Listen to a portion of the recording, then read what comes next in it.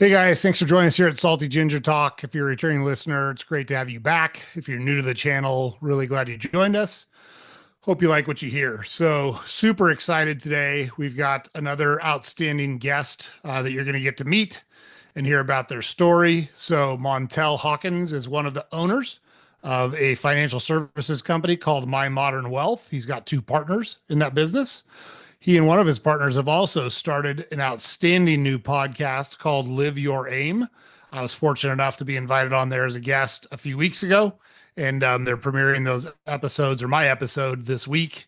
Montel is a super impressive guy. He's got a great story to tell, and we're super excited that you get to hear directly from him. So, without further ado, let's bring him on board. All right, Montel, welcome to Salty Ginger Talk. Thanks for joining us today. Joe, it is a pleasure, and thank you for having me. Yeah, you bet. So for our listeners that haven't heard it yet, I was on, so let's start at the very beginning. We Yep. had Montel's business partner Dylan as one of our guests on Salty Ginger Talk. And Dylan spoke very highly. Montel is partner two of three. So maybe we'll knock the other one off here at some point as well. It- But It's Dylan it's was a, only right. yeah, right, exactly. That's equal time. We want to give everybody equal time. And Dylan invited me on your guys' podcast, which is called Live Your Aim, which you guys launched earlier this year. And we'll talk about that during this episode. And Sure. that was, look, I enjoyed that conversation a lot. Dylan, Montel, and I talked for close to 2 hours. We were on for close to 2 hours on there, just talking through stuff. But I was the guest, so I dominated the conversation. And Montel sure seemed like an interesting guy. And so at the end of that, I invited him to come on to Salty Ginger Talk. And here he is, sporting his ASU alumni gear. There you go. And that's I told myself being from Los Angeles that since I live in Arizona, there has to be at least one team that, I call our own or I gravitate to. And since I am an ASU alumni, it's pretty easy. So ASU Sun Devils all the way. But if you ask me otherwise in any other sport, it'll be LA in front of it. Yeah, for sure. For sure. So for listeners, and I covered this a little bit in the intro, but Montel is one of the owners of financial management business called My Modern Wealth. We talked Yep. about or briefed his podcast, Live Your Aim. And so with that, we're going to focus a lot more on Montel, but that's how we know him and that's how we got connected with him. So with all of that said, I know, and you've got a picture of Kobe in the background. You referenced it earlier that you're an LA boy. So talk us a little bit through your journey from a kid in LA to a business owner in Arizona, just broad strokes, then we can dive into more detail. Yeah, and feel free to stop me because you asked a question that I can go miles long and run a whole marathon. So, The floor is yeah, yours, my friend. you got it. So, as you said, being from LA, yes, you're right. Kobe's behind me. It was very easy to be a Lakers fan because we didn't have a football team for my entire life. I wasn't born in the Raiders or the Rams era. However, we do have the Rams now, and my first jersey was Marshall Faulk. But LA boy. My parents have that traditional LA story where they met each other at Crenshaw High School down in LA. Dad went to Dominguez. Mom is originally from LA. And we started off and outside of Lamert Park, if you're familiar with LA, that's I would say, one of the last Black communities inside of LA in terms of, ownership and actually residents who live there. And we started off there kind of early life, and we have that traditional backstory where the riots came, 1992, Rodney King riots. I wasn't there. I was born in 95, so didn't have any of that frustration, but I my brother did, as well as I my. was I was there for those Oh, riots, Montel. Believe it or not, I played baseball. My first 2 years, I okay. played junior college. 1 year at Oxnard and 1 year at Long Beach City. And I was at Long Beach City College when they acquitted those four police officers in the riots, the Rodney King riots happened. So if you want to hear about it, I'm more than happy to tell you because I was right in the middle of that when I was would I'd have been what 19 years old? Yeah, 19, no, 20 years old. Yeah. So Okay. yeah. Yeah, that was in the thick and thin. That kind of shaped everything up, and if it wasn't for that, we would still be in Lamert Park. However, my mom, she had three sons, and her biggest motivation was to get us in a better community, a better neighborhood, and just all around because I think you would agree, Joe. You are a product of your environment, whether if you realize that or not. And so, how did I own a financial management firm? We'll get there. I did not grow up talking about how to create wealth at the dinner table. Actually, we grew up the complete opposite, where money wasn't a conversation at all. We didn't talk about money. The only time money came up was when my our cell phone lines and cable would get cut off, and we're like, "What the heck's going on?" And my mom would rush to pay the bill, and then we had a little bit of questions like, "Okay, I guess money is important because we can't, play these games without cable and internet." So one thing I can say that my mom did teach us, and not verbally, but I was a huge observer. And that's kind of, if I think of one word in my early life, and my son had that trait in him. He's 7 months old, going on 8. Is we just watch the room before we speak. We are super observant, and that's exactly what I did with my mom. My mom likes to say I'm her twin. And I have a twin, by the way, but we'll get there. But I'm Mr. Me Too when it comes to my mom, because one thing she did, one trait she had, was she was a go-getter. She was a real estate agent. She ended up owning her own brokerage called Five M's Realty, and the five M's are my entire family. We all of our names starts with an M, especially my dad's side of the family. There's not one person whose name does not start with an M. So my mom embraced that, and my mom married my dad, whose name started with an M. So she started Five M's Realty, and I was the guy who went to her showings, went to her viewings, and I just thought it was fascinating. I kind of sometimes sat in her meetings, and she would guide me through her bookkeeping process. Now, I would say this: success in business does not equate to success with money. So, yes, my mom did show us inadvertently how to go get it, if you will, but it wasn't so much of the financials in terms of what to do with your money and how to make your money work for you in the long run. And I think if I look back, there's a lot of things that I think my mom could have done, better. But obviously, our job is to do better than our parents. Just like I want to instill that into my son. And so, what did I do? I pretty much did the exact same thing that I watched my mom do.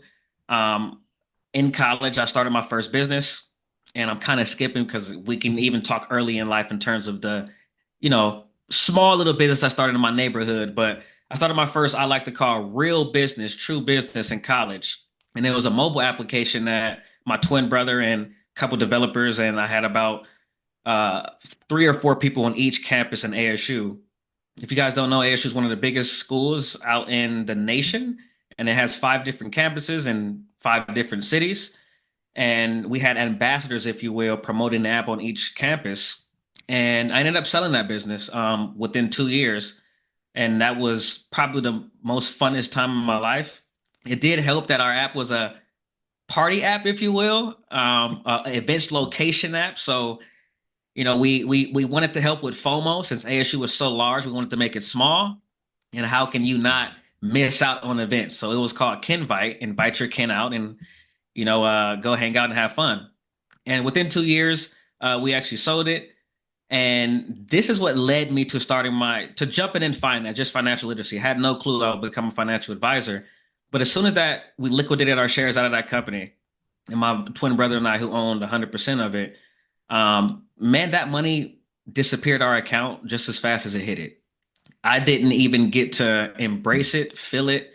I don't even have memories of what the heck I did with it, which is horrible. And that wasn't too long ago. And I guess that was also after college, where I had 2 things in my head. I just paid all this. I just took out the most debt I've taken out in my life up until this point. No one's taught me how to pay it back. Student loan debt, right? Top 2 debt in the nation. And also, I'm going to my career, and I'm making good money here as a business owner from a tech company, but no one's taught me how to manage my money. On top of that, the money just wipes out of my account. So I started thinking, okay, something needs to give. I know I am built for owning businesses, and we'll talk about that in my early life, how I always thought that, kind of like you, Joe, when you hinted at in our podcast, which I love, is you always knew that you had that path, right? You always knew it was something more to you and you were different. And that's kind of the highlight, something I definitely, don't want to leave your podcast without emphasizing that because we all have it in us. It's just about, are you believing those stories or are you believing the negative side, right? The positive and the negative on both shoulders. Um, and so before I started my business, I said, or my next business, I said, I need to learn how money works. Let me hire a financial advisor and just get things in order. So he challenged me to increase my savings rate, get my debt paid off, start off with student loan debt, etc. Get file my taxes for the previous year because I wasn't even doing that. So I got a lot of financial literacy and just sitting there, being a business owner, being someone who has always been in leadership and just always thought, if you can do this, I can. And I think I can do this 10 times better. I don't think I want you managing my finances. I mean, you're a great financial advisor, but hell, I can do this. I always had that kind of ownership mentality. And sure enough, I came up under his firm where I worked there for about 5 years, learned a lot, met a lot of good people. And that's actually where I met Dylan and Jack, who are already serving under that firm for 10 plus years.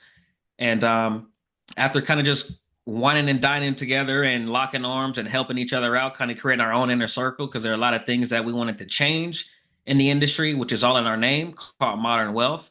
That's when we came together and shaped up who we are today. And I'll stop there because I can continue to go, but that's the journey, and we can dive into each decade, if you will, if you want. No, that's great stuff. It's a good starting point. So, I'm a curious person. I ask a lot of questions, so I'm sure we will cover a lot of ground. I appreciate your willingness to be able to share all of this with our listeners because, like we talked about when we were together, Salty Ginger Talk, our podcast, is really targeted towards people that want to take accountability in their lives. They want to live a meaningful and purposeful life, whatever that means to you. So we're Yep. agnostic, we're non-judgmental.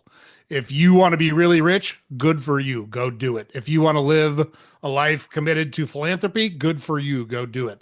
But you should be going after something. You should be attacking Mm, something. But and you get to pick it. That's at least that's our position. It's not our place to tell people what to do. But if you're idling, if you're sitting on the sidelines, if you're letting fear and anxiety and what other people think about you prevents you from taking action, you're doing it wrong. And we want to give people the tools to overcome those mental blocks and start taking action. So we love having sure. people on like you that have done that and talking through their stories. So with that said, let's go back to something you referenced in your childhood. I guess two things pop into my head. One is I want to talk about your businesses, and two, I want to talk about you. You made a comment about not talking about money unless you didn't have it, right? And that's what most people that's what most people do. You only talk about money when you don't got enough of it, right? So Yep. it's the wrong approach. But let's talk about your neighborhood business first, and then we'll come back to the financial conversation. Yeah, sure. Appreciate you, Joe. It's always great time flies, man. So it's always great to reminisce. And just as it feels like it was yesterday, it was not. I mean, almost, wow, 2 decades ago. So again, I always wanted to be different, and that's maybe because I've seen my mom be different. I mean, seen a lot of my, childhood friends, parents who just had regular 9 to 5, which isn't, bad. I think it's a little just not as aimful or becoming the best version of you, depending on, how easy the path is.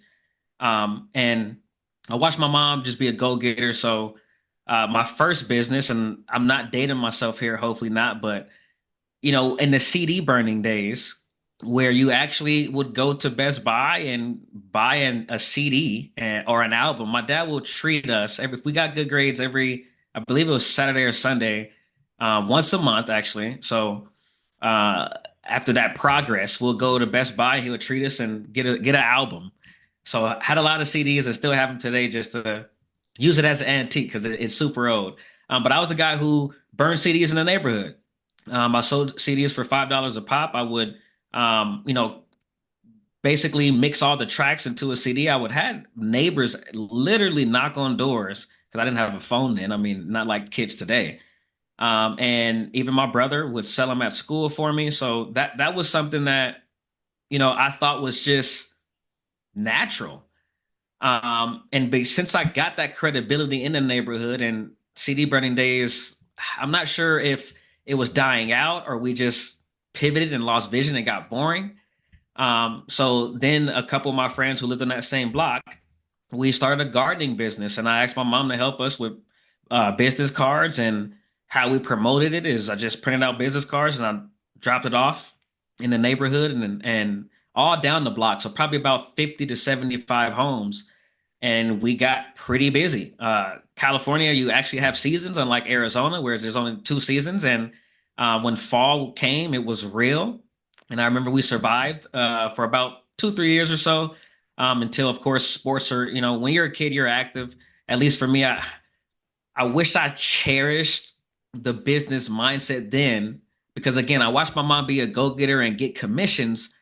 How she ran her business, I would say today I've learned a lot from, just influencers and key influences and just businessmen's. And I can go on names in terms of, people that I follow. But, with that said, it was very just driven to be something different. Now, I don't want to let your listeners know that it was always easy, right? This is a guy who just started businesses and, out the womb, right? Just learned how to create businesses, which is not the case at all. Our podcast is called Live Your Aim. And again, if you haven't seen Joe, actually, we're dropping, it's two parts. He's right. We had 2 hours almost, and we're breaking it up into two parts. And guys are going to love. I've listened to Joe's podcast on Salty Ginger. He doesn't dive into himself as much because, what, 100 plus episodes now, Joe, for sure, and counting. Yep. But in our podcast, he dives deep into his story, and I think you guys need to check that out. But with the intention of Live Your Aim, there's a few people, and I explained this to Joe in the podcast. Either you're a person who kind of always knew when you had a path and you knew what direction you're going to go to or go in, whether if that's something that you observed, something that your parents taught you. And I kind of give my twin brother, for example, he was always book smart and had a path. He was always in AP classes to go in the path of being a doctor, lawyer, or nurse. And that's exactly what he's doing today, being a nurse. I did not have that. I lived a life of strong unintention. I truly did. And I would say, actually, now that I'm thinking about it, Joe, I would say it was intention, but intention on the wrong things. Hmm. Because I didn't have the right center of influence and the right group of friends. When I was about 16 or so, I was captain of the football team, and I had an intention of knowing what I wanted to do. But if you don't have the right support group or the right friends or the right, partnerships, then you can go down a spiral downward. And I watched my life do that. And it was a struggle getting in the financial industry, number one, and getting my licenses because I did have a criminal record from my childhood and what I did at 16 years old, where I actually, spent time in juvenile hall at 16. And again, a strong unintention where I was influenced by the wrong things. And it literally took that for me to look back at my life and say, man, I always wanted to be different. I'm just using this differently. And Joe said it. If you're not having an aim or a direction, and then you are allowing the fears and the negative, energy, and your mind thinks millions of things a day. You are going to wander off and drift if you're not having a purpose or having a direction. And that's exactly what I see my life do. And I had to analyze that. I had to unpack that. And I had to set a compass. And I kid you not, 17 years old, I moved out of the state. I went to Virginia, and I never moved back home just because I'm like, you know what? This isn't serving me. And at 17, I like to say that born and raised in California, Los Angeles, but Arizona kind of, adulthood, because I've been here since 18 years old. And I had to make that shift. So don't want to go on a tangent here, but, it's very important to have a direction and have an aim, because if you don't, you will be taken out by the small things. And I want to say this, Joe, really quick, and I'll let you get to it. When I got in my financial firm, it was owned by a family business, and there were very successful. They were always in the leaderboards, top five, for years. Except this 1 month consecutively, they drifted out of that top five. And their leader, their lead advisor who brought them in, who've been around them for 20 years, gave them a call and said, "Hey, what's going on? I noticed you guys aren't number one, right? I know you guys are not even in the 10." And they said, "Yeah." They had all these excuses. We're dealing with this. Such and such got divorced. This family member is not doing too well. This right here took us out. And the lead advisor's response, and I'll never forget this story. He said, "Great. Now you know how to deal with this the next time it comes up because life is going to happen, period." And that's my give back to you and the listeners who's listening to this is you're going to, fall in barriers. You're going to get shook up. But it goes back to that purpose. What are you living for? What is that, end goal? What do you want to be remembered as? And is it strongly important to you? Joe used the word obsession in our podcast. Are you obsessed in, having that? And that right there will kind of pull you back. And it's nothing more important than you living out what you came here for. Wow. Talk about talk about powerful stuff. So there's so much to unpack there. First, kudos to you for recognizing how big of a influence your environment has on you. And at 17 years old, making a change because you didn't like the direction your life was headed. There's people that go their entire lives that don't do the things you just described you did at 17 years old. So hats off, hats off to Montel for doing that. On that note, you've referenced a couple of times surrounding yourself with good people and inspecting the people that are around you. Talk a little bit, if you wouldn't mind, Montel, about how you wound up with a crowd that influenced you to do bad stuff and how you recognized, hey, this is one of the major reasons I'm not making great choices. I have to change my environment. And then talk a little bit about the impact that had on you after you did it, if you wouldn't mind doing that. Yeah, yeah, absolutely. So it was pretty natural on how I got around the bad influence that I was in early in my childhood. It just was a product of my environment, right? These were the kids in my neighborhood. These are the kids I played football with, basketball. These are the kids I went to the park with.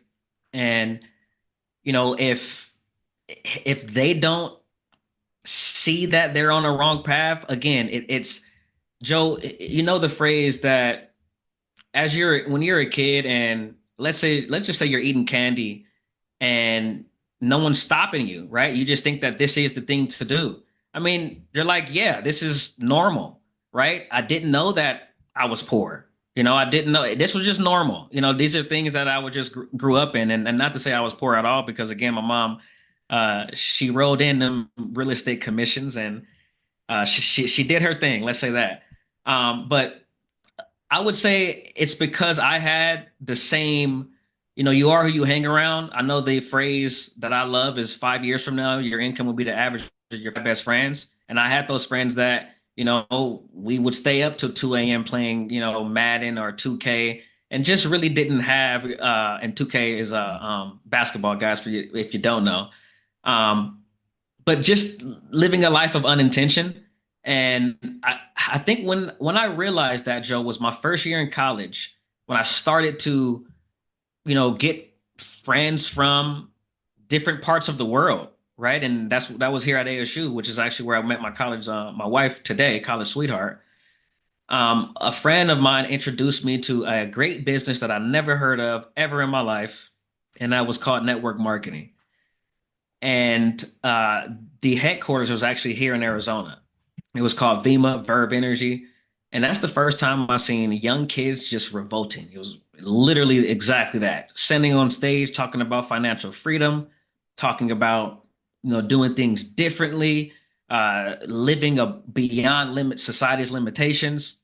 And I felt like, okay, someone gets me. This right here, it was just, my blood was boiling. Like, okay, this is what I've been missing out on.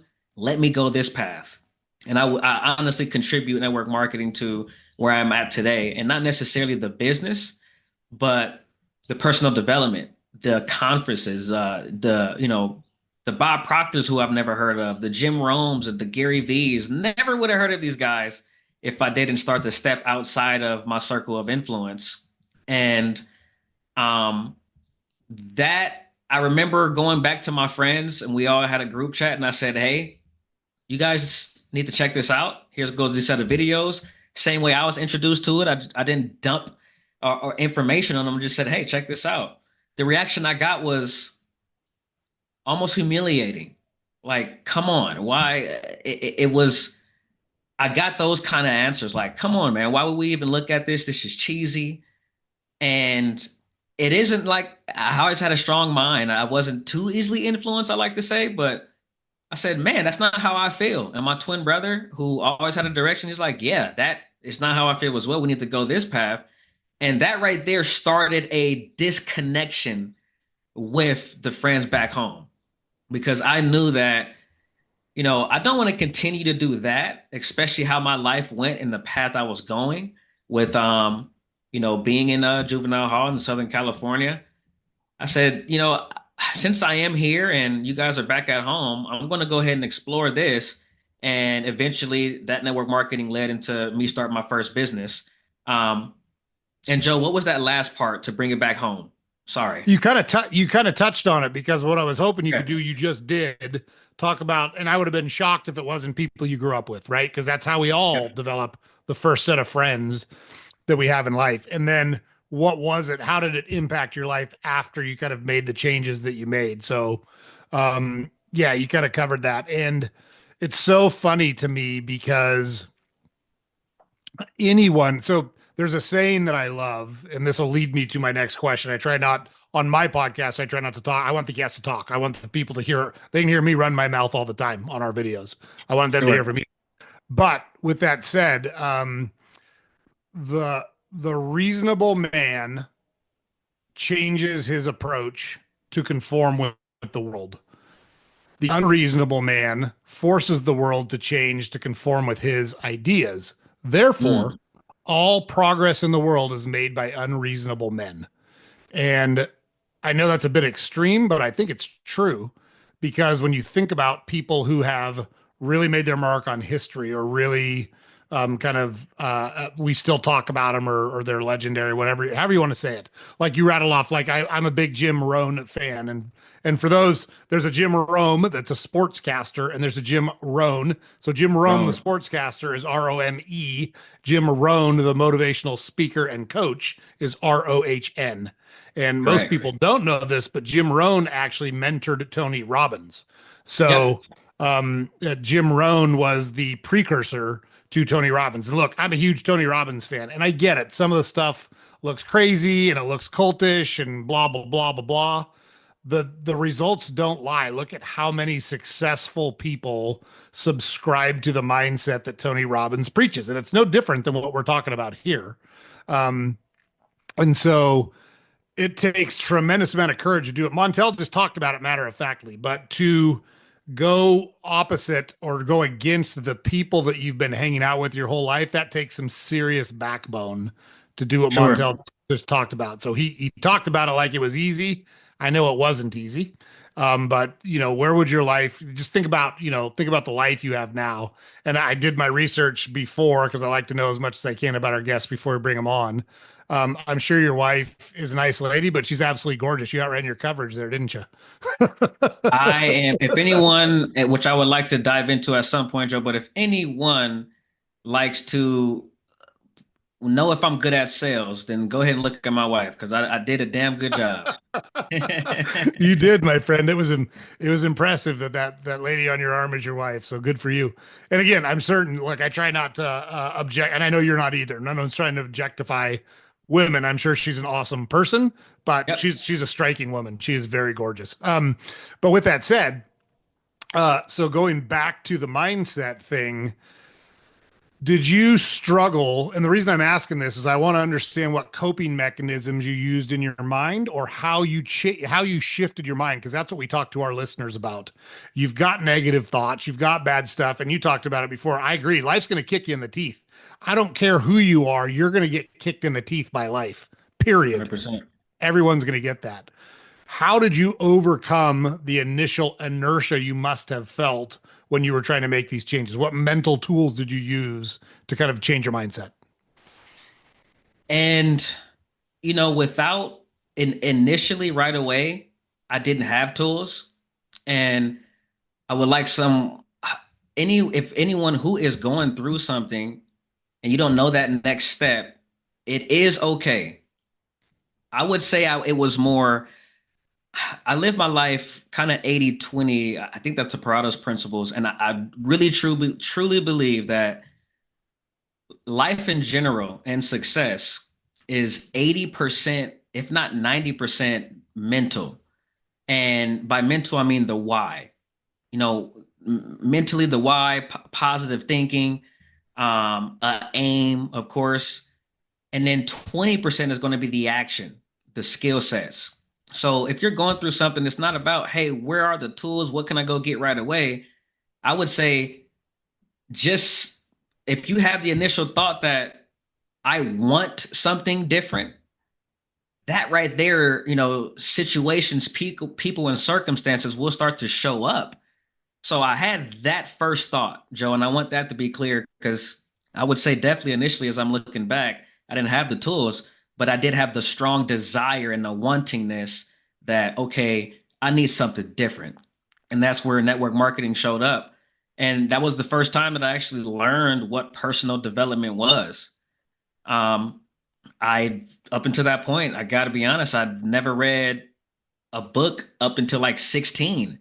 Hmm. And especially, business books, which is all about, or self-help, whatever you want to call it, motivation.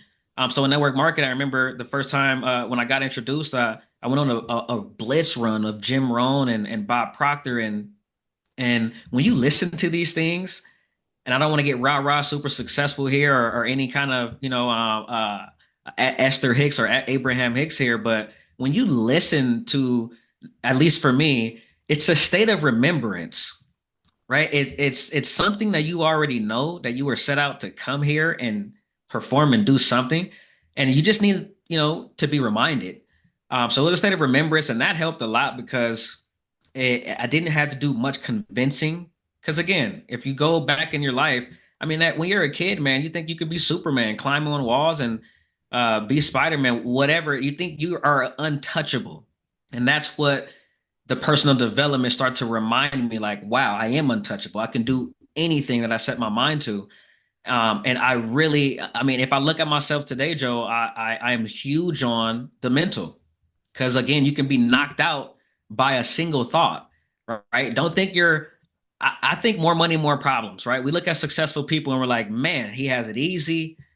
They're making, billionaires, right? Who's making $500,000 a month. Oh man, he has it easy. Life is great. He doesn't have to deal with anything. I disagree. More money, more problems. That guy probably has more bad thoughts than any of us, but he's overcoming those, right? And that just goes back to the mental. So I strongly believe that if you aren't trying to become the best version of you, whether if that's going to the gym, taking walks, being in the state of stillness, right? Mindfulness, meditation, affirmations, journaling, whatever it is, if you are not, directing your thoughts and being intentional, then that goes back to what we said, Joe, and we can harp on this all day. You will get wiped out. So when I look back at the coping mechanisms, I think first number one is have the intention first, right? If you look around this world, everything came from a thought. The thought came first. If you're looking at whatever, wherever you're listening, if you listen to the car, if you're listening to this in the car and YouTube on a computer, someone thought of this object before it came into fruition. So the thinking is so important. I think it's 99.9% more important than the action because if you have that strong desire, then things in your life will start to kind of come in and show itself. And then you do have to take action. I always say law of attraction does have action in it. Sorry, fellas and ladies. Oh, I love it. Yeah, and look, the action, it's the consistency. I think that's where people go wrong. there's a saying that says every overnight sensation was about 10 years minimum in the making, right? So you see the success because it springs into the world. You don't see the 10 years of toil and heartbreak and rejection and the kicks in the teeth that whoever it is that got that business, or the group of people that got that business at that point, experienced to get it there. And, I talked about it, and you've referenced it on this. I talk about it a lot because I talk about sports and how sports taught me the things I needed to be successful in life. Because look, my dad sold magazines and my mom was a stay-at-home mom. I did not come from wealth. We didn't talk about money at all in our family either. And similar situations. There was weeks where we were probably, I would say, lower middle class. But there were weeks where, because we didn't make good decisions as a household, do we buy groceries or do we pay the electric bill this week? Because we can't do both. Right. So, Right. and like, again, I didn't suffer. I didn't want for anything as a kid, but I was aware that, Yeah. we were at that point, we weren't the Rockefellers. I knew that Yeah. about us. And it's funny because money has never motivated me, but as I get older and I realize the freedom that money provides, the freedom is what motivates me. You had talked about it earlier, but I've always known I don't like people telling me what to do, which is funny because I like coaching. I like to be coached. I like when people that know more than me are willing to share their expertise with me because it Right. helps make me better. And I very openly and easily receive coaching, but that's different than being told what to do. And like Yep. we talked about it on Live Your Aim on your podcast, I love the saying, I'd rather die on my feet than live on my knees. That makes a lot of sense to me. Um, so with all of that said, how how much did sports and what you learned from your Mm. participation in sports play a role in you taking the steps that you took to build the life that you're living now? Wow. And I appreciate you asking that because I can't tell my story without adding sports in it. Maybe you Um, got Kobe behind you. It has to play a big role, right? huge role, man. I think I want to huge shout out to my mom and dad for getting us in sports early. And we played everything. I mean, I will name the sports here in a few. Part of that was my dad was very smart. He wanted to distract us from our environment, distract us from nonsense and the unintention. So he had us in sports, and we didn't have time at all to really hang out. Of course, we did. We had fun, but we were very intentional with our sports. And my favorite sport, of course, was basketball. Like I said, got Kobe behind me. However, I would say I learned a lot more in terms of discipline, structure, and teamwork in football.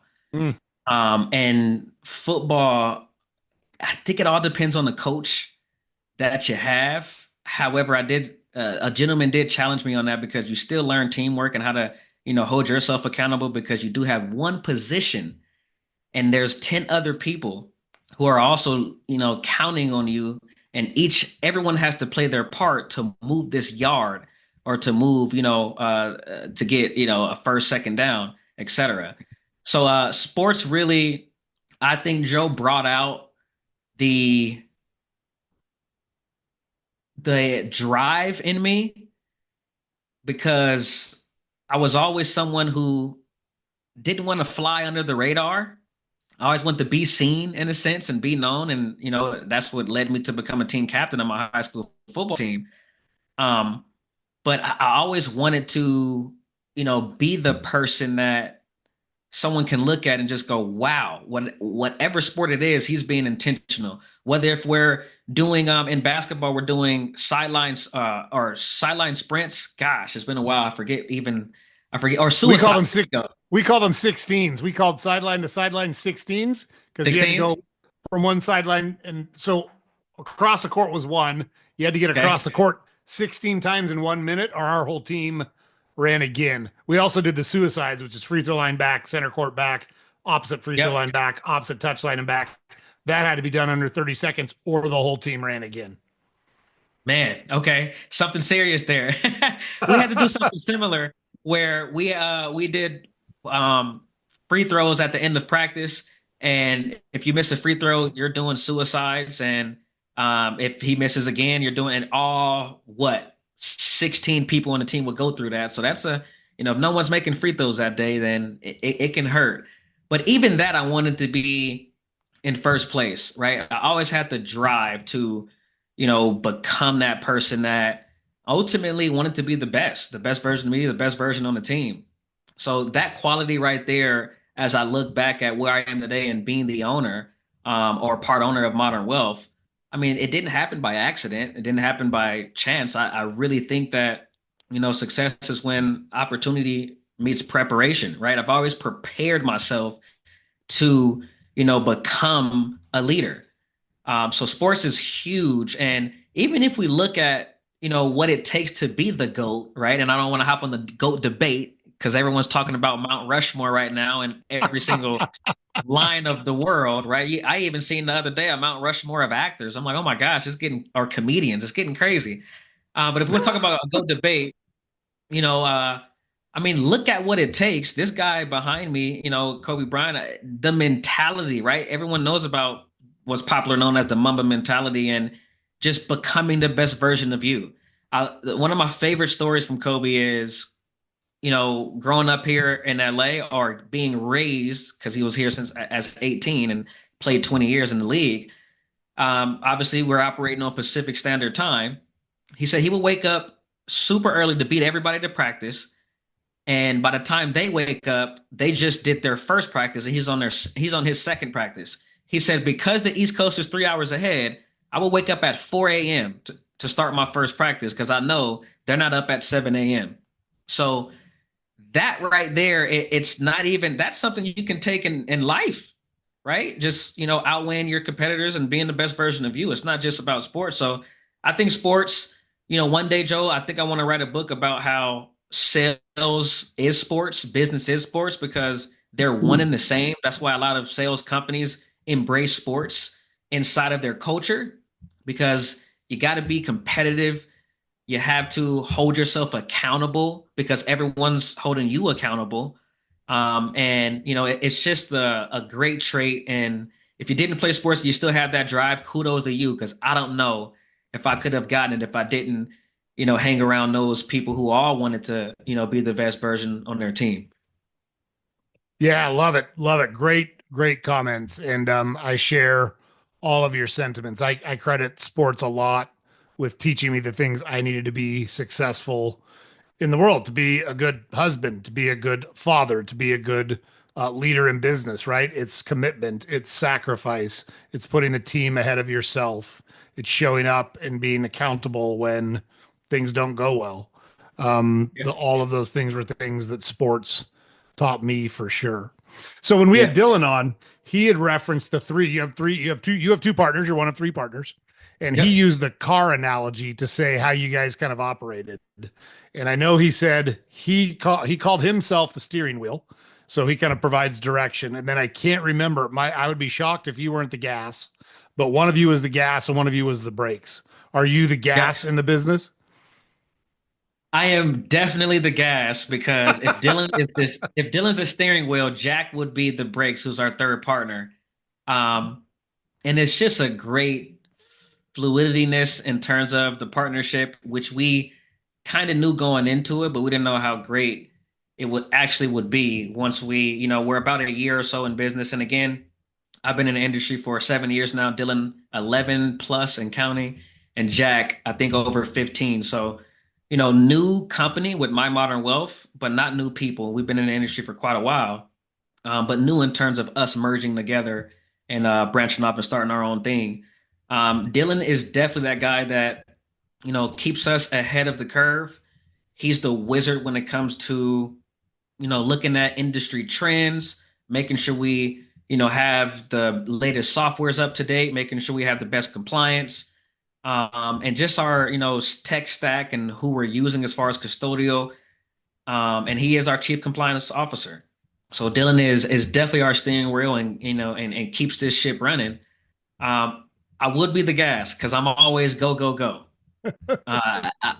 Even from day one when we launched last May in 2024, which we're heading here on our 1 year. So thank you for interviewing us on our 1 year. Matter of fact. May 20th, 2024. I believe, month after, Jack was very much, hey, let's get our processes in place. Let's, get used to the conversation and merging together because obviously we're running our own solo book for these amount of years and we're coming together. I'm like, yeah, great, but let's turn on some marketing now, right? I have that marketing background. I'm like, let's go. There's no time to wait. And that's just my mentality. And, just goes back to what we just closed off on a segment, Joe, with being sports. You don't have time to harp on the past because a game's coming right along, especially if you're in baseball. I mean, you're in a series, you got a game the next day. Basketball, we played two-a-days, right? Where we got one game and then in an hour or so, you only got time to go get a drink. You can't worry about what happened yesterday or even an hour. You got to keep going. So I came in with that mentality. I do serve as our chief marketing officer. So I have that branding mentality. I definitely don't think we would have never sold our first company if it wasn't for our brand and how we shape that. So I've loved that side. And I do want to say that, I think the most important, before I get to Jack, the most important mechanism that you can have in business, because not a lot of people are born being super analytical. Not a lot of people have the numbers. And of course, I'm a financial advisor. I probably know more about finances and personal finances as well as business than, majority of the world. I would say 90, 95%. However, I don't think that I was gifted with a numbers mentality and that's okay. Right. I think one business if you are, out in business or venturing out, one skill trait that you should have if you weren't born with that kind of skills is sales and marketing. So I like to say I want to keep it street smart. Number one, I don't want to complicate things in the stock market because that could be complicated. We want to dumb things down. And, I like to, when I think of that, I like to think finance for dummies. How can I break this down in layman's terms so a sixth grader can understand it? I'm very good at that. Um, but also just sales and marketing, right? You don't have a business unless you have customers. And Joe, you know that more than anybody being in the grocery business. If no one's walking through that door, then you just got life shelf space just sitting there. Things would get old. And that's in every business. Everyone deals with a sales and marketing problem, period.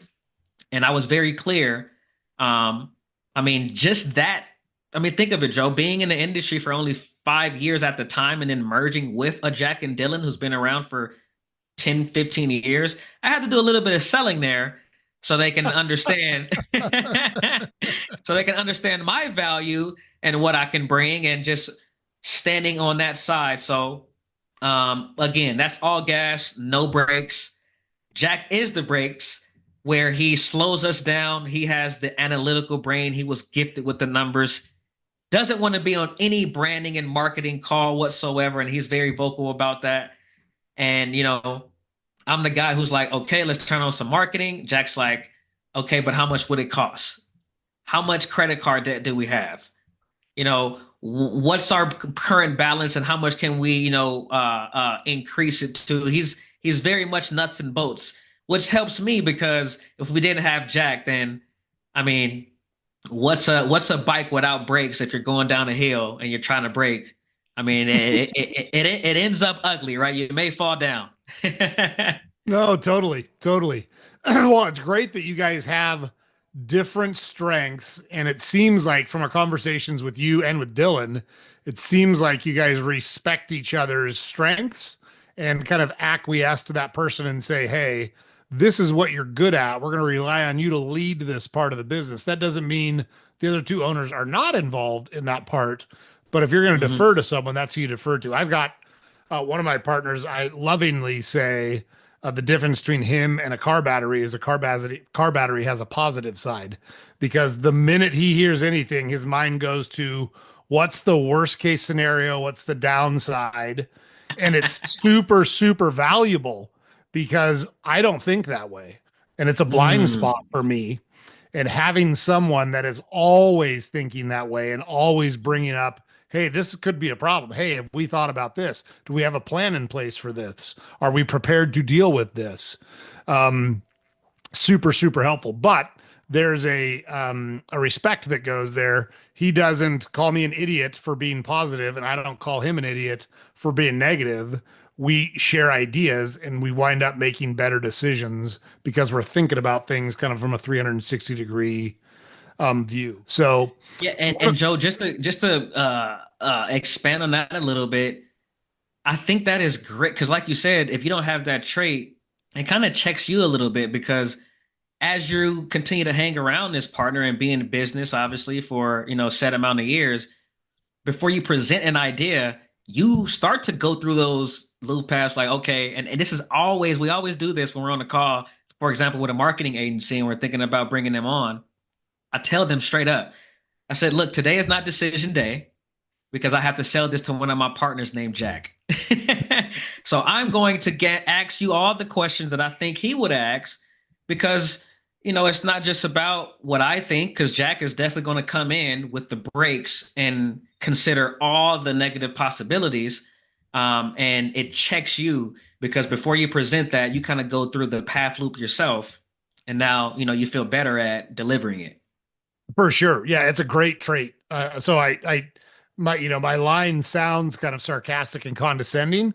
It's not at all. It's such a great trait. And he's such a bright Yep. guy too. Like he's just a really smart guy in general. And then to have an opposite thought process just makes it even more beneficial for our business. So Sure. in at My Modern Wealth, who's your ideal customer? Like what markets do you target with your marketing? Who are you trying to attract as a customer? Yeah, Joe, very, very good question. So it's very typical in our industry. Well, number one, with modern wealth, I want to take a step back to kind of explain the branding part of modern wealth as we go into our avatar because it's very important and it tells a story. Um, the industry we wanted to move away from traditional mindset and what's inside of the industry, which hence in modern wealth, because traditionally in the industry it's very stuck in the past 1970s, 1980s ways of training, as well as how to build a portfolio. And also, it's, a lot of older advisors who just like to hold on to those traits and no one wants to duplicate and, evolve with technology even.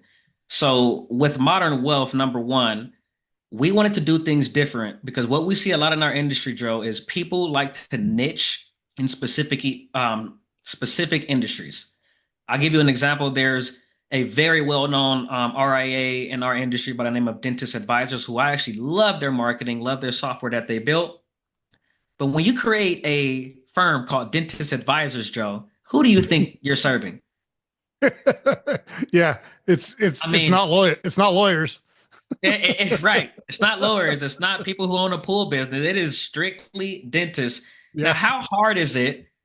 And they're very successful. I mean, come on now. There's people in school today that are training to be dentists. So they're always going to have an unlimited amount of customer base. And you can, quite frankly, you can make millions of dollars in a niche. So don't get me wrong, I'm not bashing niches at all. But how hard is it for them to go to a conference full of tech entrepreneurs and promote dentist advisors? You can't, right? They Yeah. they kind of Right. lock themselves into dentists. And what we wanted to do differently is we didn't want to have a specific industry niche at all. We actually wanted to niche in a certain personality trait, a certain core value. And so it kind of relates back to live your aim. I looked at, I don't want to go on a tangent, but I love this conversation. When it comes to branding, of course, me having a branding brain, I looked at Modelo.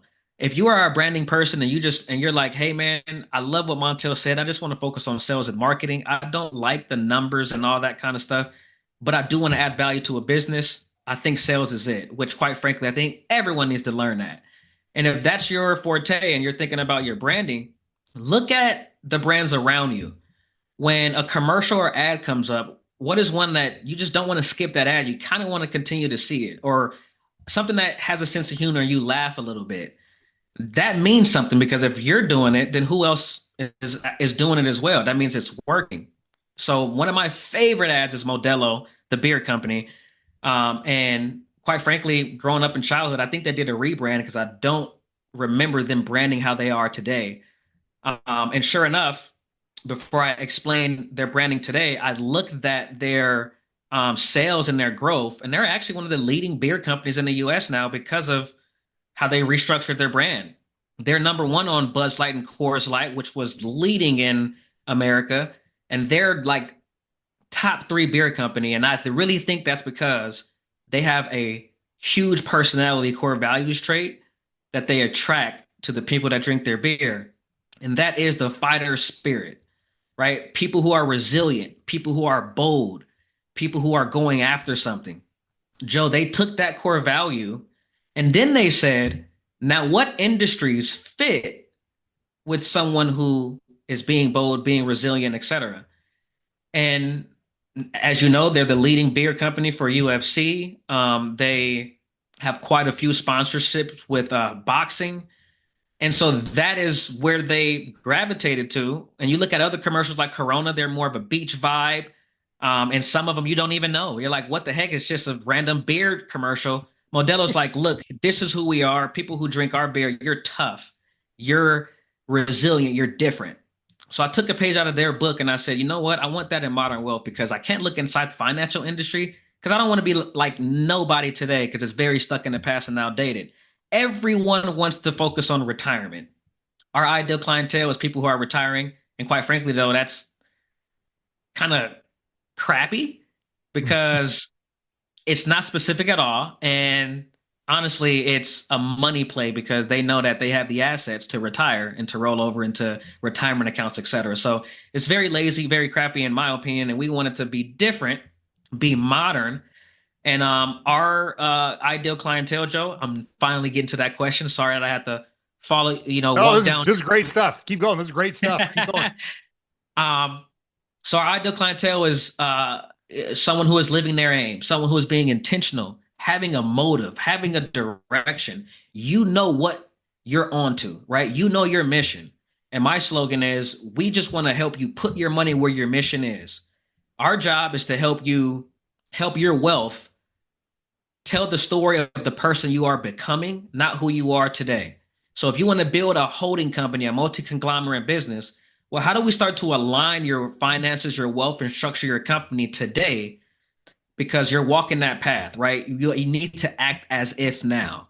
You don't want to wait 5 years from now and not start this company because you're missing out on building business credit. So, I guess the person who's not our client is someone who's just going, hey, I'm looking for an extra 5% of my portfolio. Can you help me? Honestly, no, because if you don't want us to come in and, figure out what we're aiming for and, look at the full picture because your aim may just be getting out of debt. And if we're not satisfying that, then who the heck are we? What are we doing? You're going to go to some other financial coach. And we don't want that. We want to help you in all the areas to help you satisfy that, whether if it's, tax optimization, debt optimization, budgeting. We have a budget coach on staff by the name of Rachel, advisory, business. I successfully sold a business. So we do a lot of exit planning in our practice as well. Um, so we look at all that, but it all starts and is predicated upon the person who's being aimful, living with intention, having aspirations, and being ambitious. And someone like ourselves, Joe, someone like I would like to say me, if I was coming up and I had a firm that helped me in my first business, I mean, oh my gosh, the money that I liquidated, I would have duplicated by now tenfold, but I didn't have that. So you may be on an aim, but again, you may be like my mom. Success in business does not equate to success with money. For sure. So it's funny you've talked about sales. We did an episode several weeks ago giving people advice on how to be better at sales. And one of the things we said in that episode, and I firmly believe this, if you want to be compensated higher than you deserve based on your actual skill set, get into sales because so few people are willing to do it and so few people learn to do it well. And companies need salespeople. If you can sell, you can be compensated at a higher rate than you probably deserve. If you're not great at math, if you're not great at X, whatever X is, Yep. selling and the ability to close business is invaluable in the business world.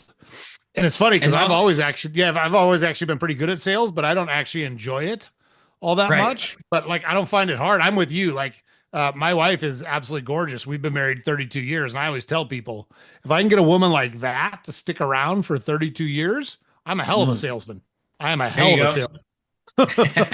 I use your Yeah, exact line. I say it all the time. So yeah, we all have, there's always selling, man. It never stops. You got to sell your kids on, why they should eat good, what time they should go to sleep. It's always selling. And I would even say, Joe, it's what comes with it.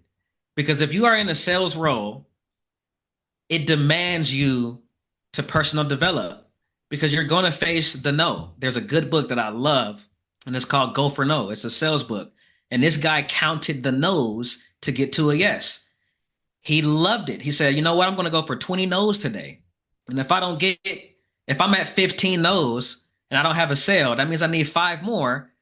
So it's a paradigm shift, right? And it demands personal development because you will face resilience. And if you look at other roles that don't require personal development, it just requires you to sit in traffic for an hour and get to work and come back home and sit in traffic for another hour and it's just rinse and repeat.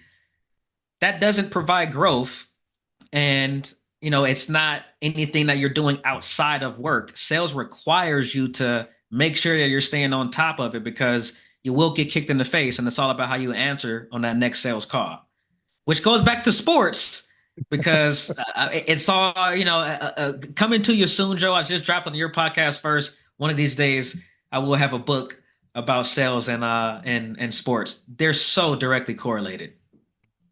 I love it. We will publish or promote the hell out of your book when you decide to write it. So I love talking about no. I tell people that a lot. I've always done this naturally. There's a guy that used to be an ex hostage negotiator for the FBI. His name's Chris Voss. I don't know if you've ever heard him or heard him talk about negotiation. He wrote a book Yeah, called Never Split the Difference. never split the Um, difference. Yep. And he says the same thing. You want to get people to say no because it makes them comfortable. And like when I call someone, and look, I'm old, so I still pick up the phone and call people. I don't just send texts and DMs and all the other stuff that's popular to do nowadays. I'm one of those cycles that will actually call and leave you a voicemail.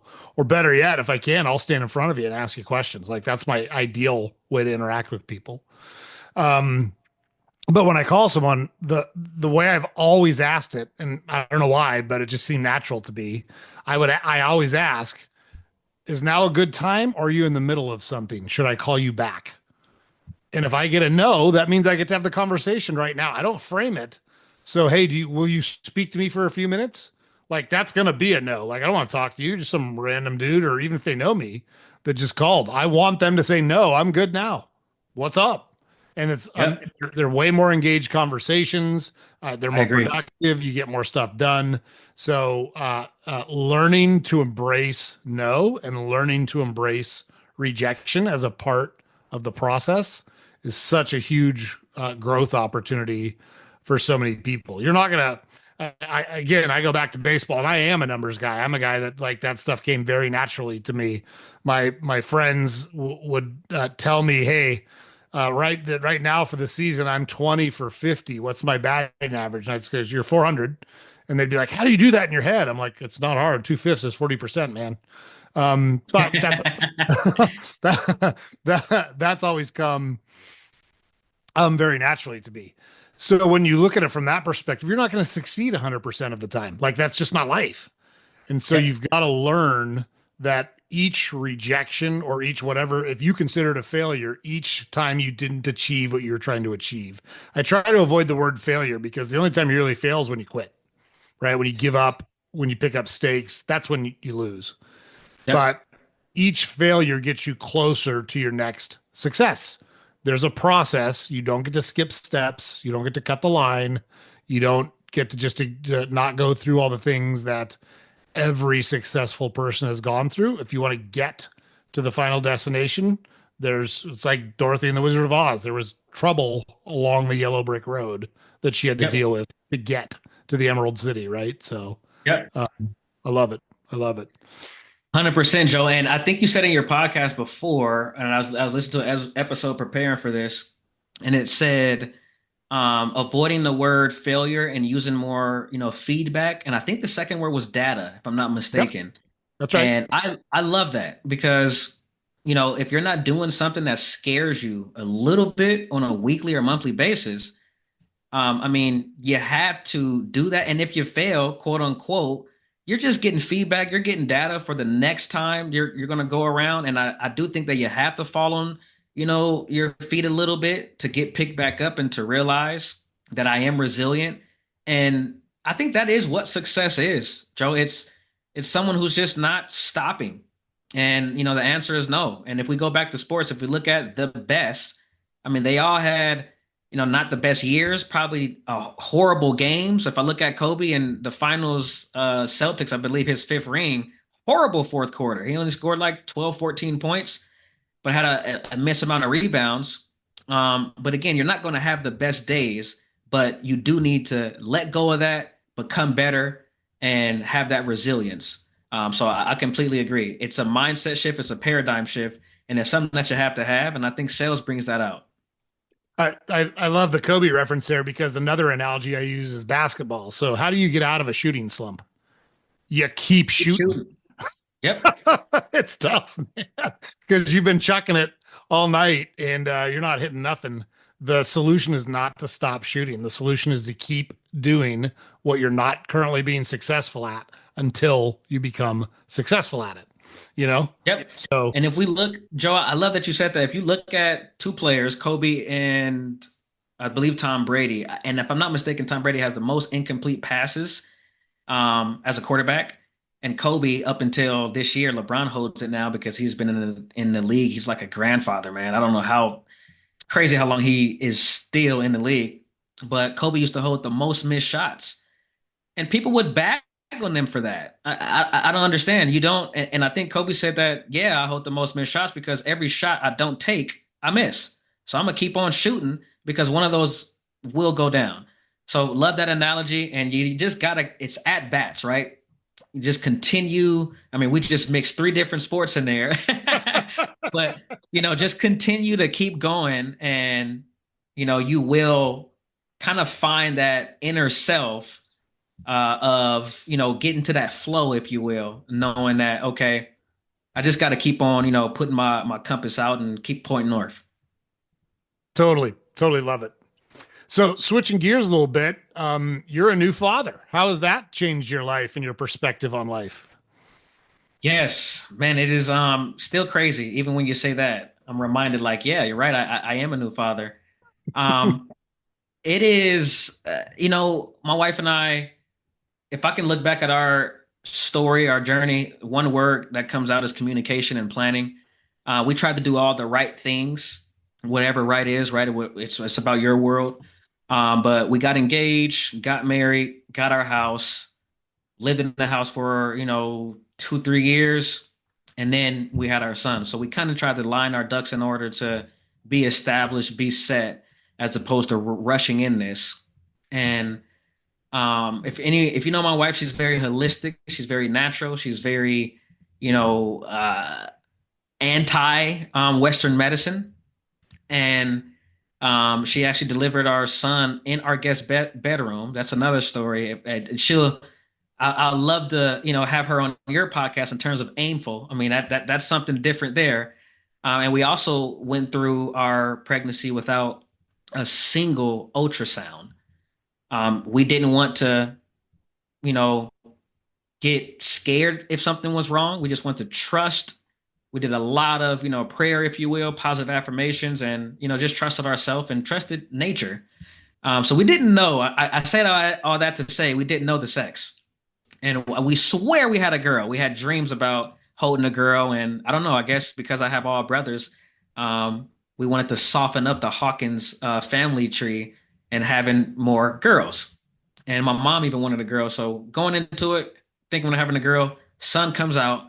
We're like, holy shit, it's a boy. And I say that, Joe, because I think no matter what you have, life is going to be changing, period, because now it's not about you. or it wasn't about you to begin with. It's always been you and your wife, but now you have a little one, a baby that you're leading, who's going to mimic every single step. And my wife likes to say, because we do a lot of like family therapy, which I am a huge advocate of. She likes to say that, you know, you can't hide anymore when you have a kid. Everything comes out to the forefront, especially because that little guy or gal is going to be mimicking you. And so it was one thing I think about having a son. I guess the point I'm trying to make is I'm leading the next father of the head of the household. That's a little scary thought because now I have to make sure that I'm leading my own household.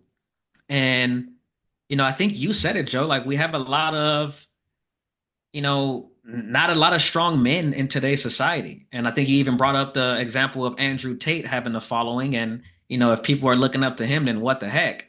And I completely agree. I think, there's a lack of masculinity and just representation of a strong man.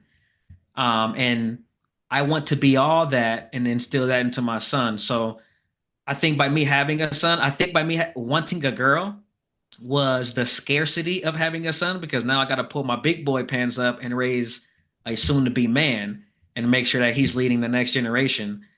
So it's been surreal. It's been life changing. Looking at him every day grow, it's like okay, I got to make sure I'm growing with him and leading by example. Yeah, for sure. And I'm on the opposite end of the spectrum. My youngest son turned 25 this year. So I raised just like the family you grew up in. My wife and I raised three boys. And yeah, look, I took that responsibility very seriously. And we talked about it a little bit on your podcast. And I told all my sons when they were old enough to kind of hear it and understand it. It's not my job to be your friend. It's not my job to be your buddy. I'm your dad. I'm the only guy in the world that has that responsibility. I take it very seriously. So, um, yeah, it has a way of kind of smacking you in the face right right when they're born, doesn't it? Like all of a sudden your world is just different in an instant and it's never going to be the same again. 100%, man. I remember that night, which was crazy in itself. Again, having a son born in your home, which was very intentional. But yeah, right away when I didn't know it was a boy, and now I'm getting surprised, like, holy hell, it is a boy. Now it's go time. It kicked me in a new gear. And I've always been a motivated, legacy driven person. So thankfully I've already done the work, of course, previously of having a kid. But yeah, it shifts gears. It enhances your dream and your aim. And, if anything, makes it more brings a little bit more clarity because now you know that if freedom overall is the goal, then I got to make sure that I'm showing, my son what freedom is so that he can continue to also live that out in the next generation that he's teaching. So life changing, surreal, wouldn't have it any other way. I'm glad that I got a boy first because now the Hawkins legacy continues. And so we don't care what we have next. Now my wife, she really wants to be a boy mom now because we have a boy. She's like, I want him to have a brother. She's an only child, so I can't wait for Hollis, which is our son, to have little siblings around, and it would just rock her world because only child is different. I'm a twin and I have an older brother, and I don't know what being alone is, but she does, and we definitely will expand our family at some point. Nice. Well, congratulations. I'm glad things are off to a good start. Glad everyone is happy and healthy and that's awesome. Yeah, Thank you. it goes to what we're talking about where it's more than just you in the world, right? I mean, Yep. it has a way of driving that point home that living an existence that centers around just yourself and your own thoughts and feelings is it's not going to lead you to a very happy life. And having a kid kind of forces a change in that if that's where you are. It's not something I ever struggled with. It's funny because personally I have a huge ego. There's just no two ways about it. But it never got in the way of putting the team first, and it's Yep. never gotten in my way in business. Um, but it provides a confidence to take on things that I think a lot of people are scared to take on. And so, which isn't always a good thing, by the way, because like I think I said it on your podcast, I've always been a kind of kick the door in guy and find out what's in the room.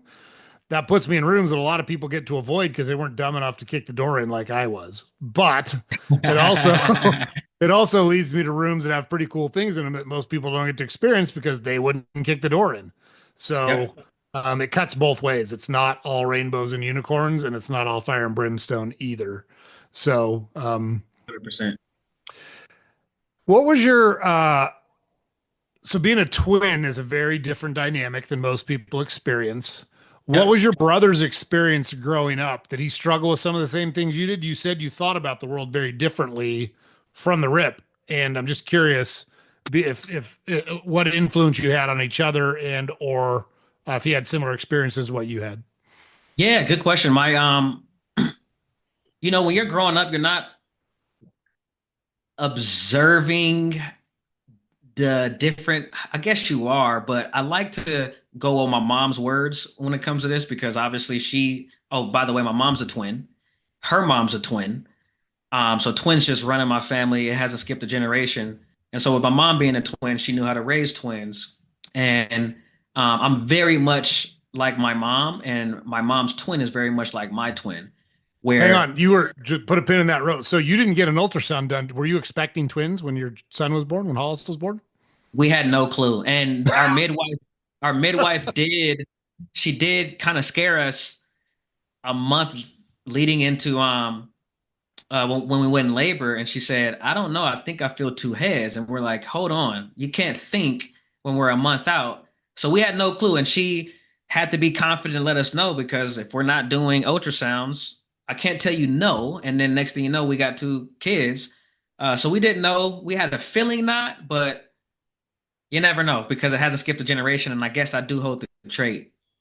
Yeah, Um, for sure. And I apologize, I interrupted. So no, back to your brother. Yep, you're okay. So my mom, I'm very much like her, where we saw the world differently. We knew kind of what we wanted in life. I'm actually the only brother now who's married with a home, with a business. My other brothers are very successful. Again, my twin, he's a nurse, and my other brother, who's a project manager. But if I look at my life, it's kind of similar to what my mom built in terms of having a house and raising us the way that she did, and I'm kind of on that same path. So I was very much intentional. However, and my brother was intentional as well. I don't want to say that, but he was very to himself more than anything. And because we hung around, I would out talk anybody in the room, so he would defer that to me. It's just great having, because we were twins, but kind of polar opposites. So we were a great balance. My friends were his friends, vice versa. I was actually the person who would find the friends, bring them home, and he would be like, "Yep, you're a friend of mine too." So I was very that type A going at it, and I always like to say I've never been alone. Right? When you're in high school, college, after school, you get dropped off at the mall, meet your friends, and I was never alone. If my friend was 30 minutes or an hour late, I'm chilling here with my twin, right? My best friend in the world. So always great having that dynamic. And my twin brother, I was the one who started our business, who came to him when we were in school and said, "Hey, this is a great idea. I think we should do it." And he ran right with it. But again, I was the one who kind of came with that, mentality, mindset, even the one to join network marketing first and then bring him in. So, we kind of course, was raised similar, grew up the same, but we're all different people, right? And he was the one that was more, I'm gonna follow this path, a little bit risk averse, if you will, and that's where he's at today, being a nurse. But you got to have that. I don't know what life is like without having a sibling, let alone a twin. And the fact that I've seen twins in my family, interact. My mom actually comes from 11 brothers and sisters. And not only is she a twin, but she has a brother and a sister that are also twins, which is my Aunt Sherry and Aunt Gary. So it's such a natural thing in my family, and to learn from other twins and see how they interact. It's one and the same. If you got two twins that are the same, they're button heads, man. Run away in the room. What a cool dynamic, man. That's awesome. Yep. What shifting back to business a little bit. What what advice, what's a first step for someone that is not doing any financial planning right now? They're just kind of coasting, they don't have a budget, but they say, "Hey, I want to get my shit in order." What's a good first step or a good way for them to think about tackling that? We're gonna steal some of your expertise here since we've got you on the channel. Yeah, sure. I was waiting on that. I expected it. I would say start off with that, right? What are you aiming for? And it all goes back to, who we are, what we represent. We like to say we are a firm who understands bold, driven, ambitious people who has those bold dreams. So let's start off with that, right? What are we aiming for? If you don't have a budget and you're just trying to, buy a home or buy a car, well, great. Now we have a starting point of where we want to get to. And I always like to say we want to start off with the four places your money goes once your income goes into your bank account. And there's only four ways. Either you save it, you spend it, lifestyle expenses, movies, dates, etc. You pay debt or you pay taxes. What percentage of your money is going in those four buckets? How do we make sure that at the end of the day, we increase your savings rate? Because your savings end up helping you in the long run for business needs, emergencies, and that also helps you start to diversify into the three different wealth buckets. But let's start off there. Where is your compass? Where are you wanting to go?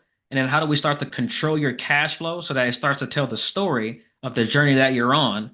And immensely at the end of the day, we want to increase that savings rate. Make sure you're not paying too much in taxes. And then the next step after that is, okay, what are the three ways that we can build wealth? I'm sure Dylan probably touched on this. I'm not sure if he did, but this is a concept that we teach and preach. We call it the modern wealth method. So it's four, three, two, one. Four is four places your money goes. I already touched up on that. Three is the three places to build wealth. Because as we increase your savings rate, there's only three paths, if you will, that you can put your money in to generate wealth. And that's going to be paper investments, which is stocks, bonds, cryptocurrency, et cetera, things of that nature. Life insurance contract, that is a paper investment. The second one is going to be real estate, which is real land, real property, residential, commercial, multifamily, fix and flip, whatever that case is. There's so many avenues in real estate, and let's be honest, 90% of our millionaires have real estate in their portfolio. So we'll be naive if we call ourselves wealth advisors. Why are we not talking about that as well? So we want to help you with that also. But lastly, which is the most quickest and efficient way to build wealth. I talked about the two, paper investments, real estate.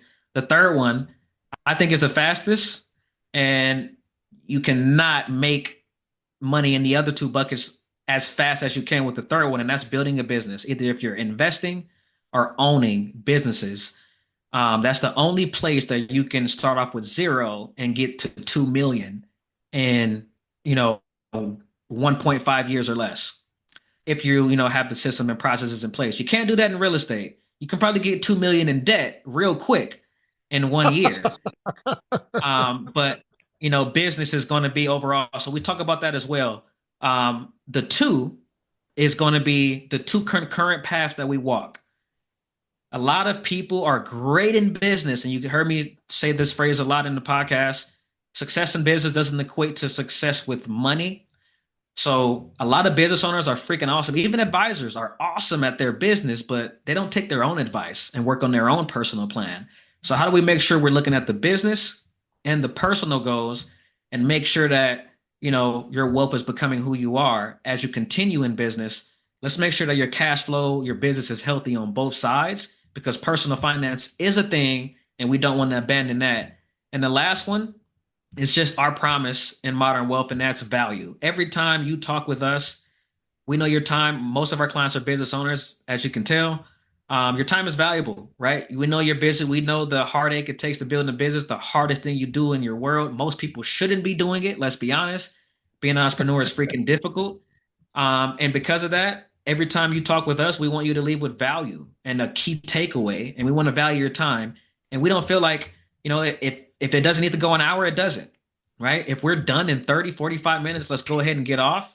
And that's just our promise. So 4, 3, 2, 1, it all stems back to controlling your cash flow one and getting an understanding of your income and cash flow because we want your money to work for you in the long run at the end of the day. Boom. There you go. You're welcome, guys. You just got professional financial management advice from an owner of a financial management company for free. You're welcome. That's from Salty Ginger Talk, having great guests on. Thanks for sharing that, Love Montel. it. That was outstanding. You Of should, course, Joe. you should be in sales and marketing for a living. You're good at I've been told that before. it. Oh my gosh, I love it. I love it. What do you like to do in your spare time? How do you recharge your batteries? Because you're grinding with your business. You got a young family that you're building. How do you refresh yourself? What are some things that you use to kind of keep your mental and physical health in good shape? Good question. So, first thing I'll touch on is my morning routine. I like to wake up before the sun wakes up, which sometimes is difficult because he's waking up 2, 3 times in the middle of the night. For those of you who have under a 1 year old, you get my pain. Um, but that second or third time he wakes up, he usually goes back to sleep, which is around 5, 5:30. So I stay up then and I'm up and rocking. That's when my day starts. I like to kind of just have sit in mindfulness for about 20 minutes, put some earphones in my head, nice, 428 hertz to be exact frequency, sounds, if you will, meditation. Right after that, I roll into reading. Then I journal for a little bit and I listen to an audio. I got to be honest, before I start listening to an audio every day, even if it's 15 minutes, 10, 15 minutes, right? One of my huge acts of service, and that is a love language, by the way, guys. So you better know your wife and your wife's love language because I always think about hers because it's important. Like Joe said, 32 years, man, you got to keep on selling. For um, sure. so one of my huge acts of service, of course, with my wife exclusively breastfeeding is I wake up and I do the dishes and cook breakfast. And I've been doing that for last year and a half, maybe 2 years. And while I'm doing that, I got an audio in my ear. And it's usually a mindset audio. Of course, I do listen to, other industry specific audios throughout the day if I'm driving to appointments. But in the morning, I'm either reading a mindset book from Napoleon Hill Foundation, Think and Grow Rich, Positive, Powerful Thinking, etc. So many books I can go on and on. Magic of Believing, Magic of Thinking Big, Outwitting the Devil, and then also mindset audio, which there's so many. You name Tony Robbins, Jen Rome. There's so many that you can, dead or alive, Zig Ziglar that you can tap into. So that really helps me get into a flow and remember and know that at the end of the day, it's you versus you. And if I'm feeling good and I'm feeling happy, um, that is when opportunities come. If you're closed and you're not, to make this super freaking easy, and it sounds, difficult or cheesy, but man, if you're feeling good throughout the day, which is hard, obviously things are going to come out, but just focus on mindset and positive thinking. It actually even helps you think of your goals easier and keeps you in the right direction. So I have to do that, Joe, throughout the week. And then going into this year, I promised myself that I'll learn golf because people continue to tell me, hey, man, you're missing out on conversations and deals on a golf course. And I've been told that since I've been in the industry. So I'm like, you know what? This year I'll learn golf. However, that has completely went out the window because now I have a son and my time that kind of keeps me centered is right now I'm learning fish. So that's something that I want to learn as opposed to golf because golf is very solo for myself. Fishing can tie into camping and just taking my son with me. So that's key. I like to do that. My wife and I love to get out because we just got to get some sun. Of course, get the baby in some sun. We love going out to whether if it's new restaurants in town, live jazz concerts, etc. That helps. You got to have that balance, and I'm doing 100% family when I'm doing those activities, not even thinking of business. And I would say also sports. I am a guy who, unfortunately, Joe was interviewing me at a tough time where last night my Lakers got kicked out the first round of playoffs. So basketball is unfortunately done. And I hate that because I'm like, what the heck? However, we're in baseball season. So that's why I love sports, right? There's always something that you can tune into, and my Dodgers are kicking butt. So, I have another team to cheer for, and then obviously we're going to roll into football. And I am a sports fanatic. Like even sometimes in my office, if I'm waiting to cut on, Sports Center or, look at my favorite teams, and that kind of keeps me centered as well. Because if you're just going nothing but business, I mean, you got to have an outing, right? You got to have some kind of pull. Because at the end of the day, you are here to work hard, play hard. So make sure that you're doing both to stay centered. Good stuff. I love it. And then that morning routine, I love it. So a lot for listeners to take away from that. So not waking up and just jumping onto a device and checking email and do like there's an approach to kind of center the mind and get ready for the day and create a good mental health space. So love that you shared that with listeners and yeah, super good stuff. So Absolutely, Joe. Yep, appreciate that. I think that's important for exactly what you said. The mind is everything. Thoughts come first. I already said it earlier in the podcast. You look around you, everything came from a thought, which means that, you can create great things with your mind or you can, create bad things. It's all about how you're directing those thoughts. Of course, you have to believe that not all thoughts are yours. There is an ether. You can download negative thoughts. And that's why I focus on the mind. So important so it doesn't take me out from the end goal and what's most important to me. for sure. And look, there's the story of the two wolves, right? The good wolf and the bad wolf, and the one that's going to grow is the one that you feed. So if you feed the good wolf, that's the positive energy, that's the stick to itiveness, that's the grit. If you feed the negative wolf, it's the self-doubt, it's the anxiety, it's the worrying what other people think about you. And Yep. whichever one you feed more is the one that's going to grow. And we want the good wolf to grow and the bad wolf to go away. So we're not going to feed the bad wolf because it'll go away if there's no food there, right? Yep. And Love so, that analogy. yeah, that's the way we've heard it described that way before. And I think it's very easy to understand if you think about it that way. And you've talked about it multiple times in this conversation that you're going to manifest your thoughts. So if your thoughts are negative and your thoughts dwell on, I can't, or I won't, or it's too hard, or I'm uncomfortable, that's going to get worse. And if your thoughts dwell on, let's find a way, let's take it on, let's overcome adversity, let's not quit until we win, then guess what's going to happen? Those are the things that are going to happen in your life. So, super powerful message, guys. I would just say that, Montel didn't accidentally wind up where he's at, right? So, I'm 100%. he's clearly an intelligent guy, clearly has a good family. And so he had some advantages, but you've got to make the most of those advantages. And he talked earlier about, as a kid, I didn't make the most of those advantages. I made some bad choices. I wound up in bad situations. A lot of people would have pitched in the towel at that point and said, well, I guess that's it. I guess I'm just going to keep making these bad decisions and keep hanging around the same people that are encouraging me and helping me make these bad decisions.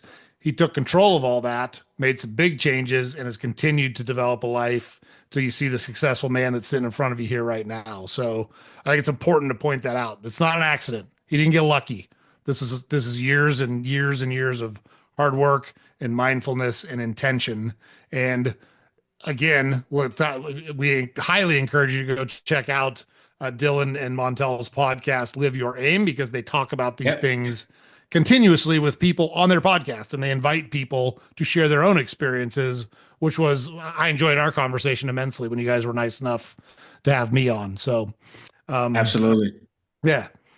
So, Yeah, Joe, these kind of conversations I love to have. And it's just, throughout my day to day, when we jump off here, I'm going to be hanging out with a group of people who are living their aim, who are being intentional, who have a motive. So this really gets me going, and it's a reflection of my life. And honestly, I would ask, the listeners is, if not, then what, right? You have to. One of our guests actually, how he broke it down was he sat in his room for an entire day, 11 hours of just unpacking his thoughts and the direction his life was going he wasn't happy with and how he wanted to make pivots. Now I'm not saying you have to lock yourself in a room for 11 hours. That's a little extreme, but what are you doing to self-center and refocus and to just remember who you really are because, like Kobe said, man, the worst thing that we can think is thinking that we have time. I mean, you're at one point your time's going to come up, man. And who do you want to be remembered as? And are you going to be 60 plus years old thinking, "Damn it, man, I didn't go all out. I didn't, do this, and I didn't go 110%." Whew, I don't know about you, man, but if I look at that and the next 30, 40 years, I don't want that to happen. And you have to ask yourself that. So don't take life for granted, especially if you don't have kids.